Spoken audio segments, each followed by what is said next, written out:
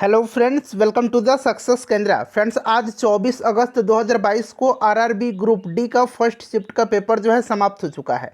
Friends, इस video में हम जानेंगे कि 24 अगस्त 2022 रेलवे ग्रुप डी एग्ज़ाम के फर्स्ट शिफ्ट में कौन कौन से प्रश्न पूछे गए हैं, मैथ के किस चैप्टर से कितने प्रश्न पूछे गए हैं, साथ ही साथ फिजिक्स, केमिस्ट्री और बायोलॉजी से भी किस प्रकार के प्रश्न पूछे गए हैं, कौन से चैप्टर से पूछे गए हैं, इन सब के विषय में हम यहाँ पर चर्चा करने वाले हैं। फ्रेंड्स, पहले वीडियो को लाइक कर दीजिएगा। चैनल पर पहली बार अगर आप विजिट कर रहे हैं तो चैनल को सब्सक्राइब करके बेल आइकन को ज़रूर दबा लीजिएगा, ताकि जब भी आरआरबी ग्रुप डी का कोई भी वीडियो अपलोड किया जाए तो उसका नोटिफिकेशन सबसे पहले आपके पास पहुंच जाए। देखिए फ्रेंड्स, अगर हम बात करते हैं डिफ़िकल्टी लेवल का, तो डिफ़िकल्टी लेवल जिस प्रकार से पहले दिन रहा था उसी प्रकार अभी भी बरकरार है, वहीं पैटर्न आज भी फॉलो किया जा रहा है। रीजनिंग की अगर हम बात करें तो सीटिंग अरेंजमेंट से जो है, रीजनिंग में सीटिंग अरेंजमेंट से बहुत सारे प्रश्न आज पूछे गए थे। 5 से 6 प्रश्न पूछे गए थे। क्लॉक से प्रश्न पूछा गया था। और रीजनिंग का जो सीटिंग अरेंजमेंट है ये थोड़ा सा टाइम टेकिंग है, तो थोड़ा इस पर आप ध्यान देंगे। बाकी सब इजी है, थोड़ा सा सीटिंग अरेंजमेंट है। कथन और निष्कर्ष से प्रश्न पूछे गए थे। देखिए, अगर हम मैथ की बात करें तो आज भी ज्योमेट्री से 2 क्वेश्चन पूछा गया था। ज्योमेट्री से जो है 2 प्रश्न पूछा गया था। उसके बाद देखिए, एक बहुलक से संबंधित, बहुलक माध्य माध्यिका, इससे संबंधित एक प्रश्न पूछा गया था। ट्रिगो से प्रश्न पूछा गया था, ट्रिगोनोमेट्री से। उसके बाद प्रॉफिट लॉस से जो है एक प्रश्न पूछा गया था। एसआई और सीआई से, शायद सीआई से प्रश्न था आज। कंपाउंड इंटरेस्ट से एक प्रश्न पूछा गया था। उसके बाद देखिए, टाइम एंड वर्क से जो है फ्रेंड्स आज 2 से 3 प्रश्न पूछे गए थे।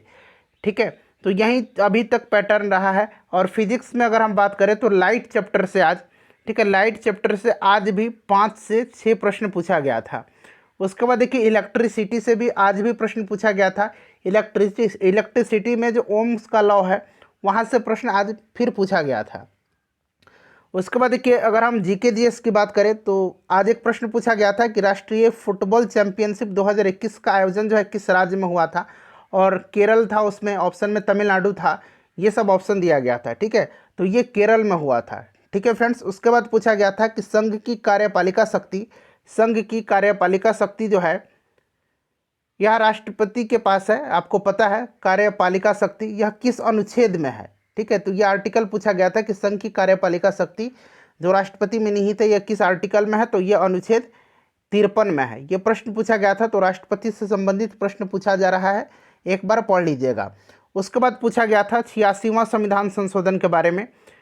86वां संविधान संशोधन के बारे में पूछा गया था। ठीक है फ्रेंड्स, जो कि कब हुआ था, 2002 में हुआ था। और देखिए फ्रेंड्स, इसमें क्या हुआ कि इसके तहत अनुच्छेद 21 जोड़ा गया था। इसके तहत अनुच्छेद 21 जोड़ा गया था, और यह शिक्षा का अधिकार से संबंधित है। राज्य को 6 से लेकर के 14 साल के बच्चों को जो है निःशुल्क तथा अनिवार्य शिक्षा उपलब्ध कराने का जो है इसमें कहा गया है। ठीक है, तो ये पूछा गया था कि 86वां संविधान संशोधन जो है किससे संबंधित है, यह प्रश्न पूछा गया था। उसके बाद देखिए, पंचायती राज मंत्री पूछा गया था कि पंचायती राज मंत्री कौन है, ये प्रश्न आज पूछा गया था। देखिए, पंचायती राज से आज मंत्री का नाम पूछा गया था, तो गिरिराज सिंह है। ठीक है, गिरिराज सिंह पंचायती राज मंत्री हैं। उसके बाद पूछा गया था कि भारत ने अपना 1000वां ओडीआई मैच यानी कि वनडे मैच जो है यह किसके खिलाफ खेला था, तो ये 1000वां ओडीआई भारत ने खेला है वेस्ट इंडीज़ के खिलाफ। ठीक है, वेस्ट इंडीज़ के खिलाफ खेला था। उसके बाद पूछा गया था माइटोकॉन्ड्रिया के बारे में कि कोशिका का पावर हाउस जो है किसको कहा जाता है, तो माइटोकॉन्ड्रिया को जो है कोशिका का पावर हाउस कहा जाता है। ठीक है, ये प्रश्न पूछा गया था माइटोकॉन्ड्रिया से कि पावर हाउस किसको कहा जाता है। उसके बाद पूछा गया था कि 1813 का जो अधिनियम था वो कौन सा था, तो यह चार्टर था। ऑप्शन में इस प्रकार से ऑप्शन दिए गए थे, तो ये चार्टर अधिनियम था। ठीक है, यह चार्टर अधिनियम था। उसके बाद एल्युमिनियम का अयस्क पूछा गया था। एल्युमिनियम का अयस्क पूछा गया था। तो एल्युमिनियम का जो अयस्क होते हैं ये कौन कौन से होते हैं, बॉक्साइट होता है। उसके बाद क्रायोलाइट होता है। ठीक है, क्रायोलाइट होता है, बॉक्साइट होता है, ये सब आप नाम याद करके जाएंगे। उसके बाद देखिए, फेल्सपार होता है। फेल्सपार जो होता है ये भी एल्युमिनियम का अयस्क है। उसके बाद कोरंडम भी जो है एल्युमिनियम का अयस्क है, कोरंडम। ठीक है, तो ये प्रश्न पूछा गया था। उसके बाद कार्य की इकाई पूछा गया था। तो कार्य की इकाई जो है ये न्यूटन मीटर होता है, इसी को हम लोग जूल कहते हैं। ठीक है, जूल पूछा गया था, कार्य की इकाई क्या है। उसके बाद देखिए, इलेक्ट्रोमैग्नेटिक इंडक्शन से एक प्रश्न पूछा गया था कि इसकी खोज किसने किया था।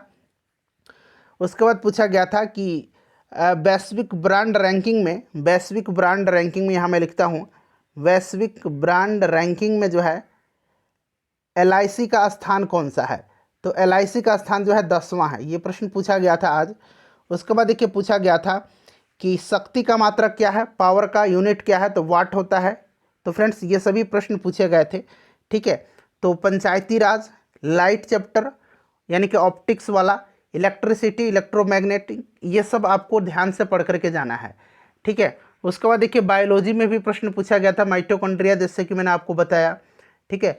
यहाँ से प्रश्न बन रहे हैं बायोलॉजी में, प्रकाश संश्लेषण से, फोटोसिंथेसिस से भी आज एक प्रश्न पूछा गया था। तो ये सब आप लोग ध्यान से पढ़ करके जाइएगा आने वाले शिफ्ट में।